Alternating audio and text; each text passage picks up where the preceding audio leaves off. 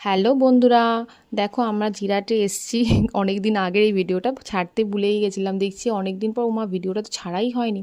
তো এখানে আমার নার্সারিতে এসেছিলাম, এত গরম যে আমি আর আমার বড় ননদ মিলে গেছি আখের রস খেতে। তার আগে আমার দিদিরা সবাই মিলে ওরা নার্সারিতে অলরেডি চলে গেছে, আমার মেয়ে ছেলে। আমরা দুজনই পরে লাস্টে এসেছি।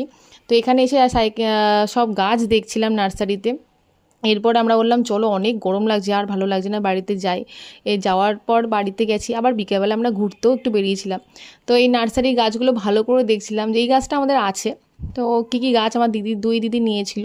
আর আমরা একদিন থেকেও ছিলাম সেখানে।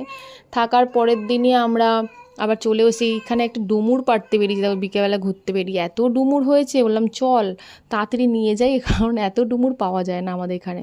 ডুমুর নিয়েছিলাম, নেওয়ার পর যখন হাঁটতে হাঁটতে গল্প করতে করতে আসছি, মা দেখি গাছের মধ্যে 3টে পাখির বাচ্চা বসে আছে। আমরা দেখি অবাক, দেখো পাখির বাচ্চাটা কি সুন্দর। তো আজকের মতো এইটুকু, ভালো লাগলে ভিডিওটা লাইক করো। আজকের মতো টাটা।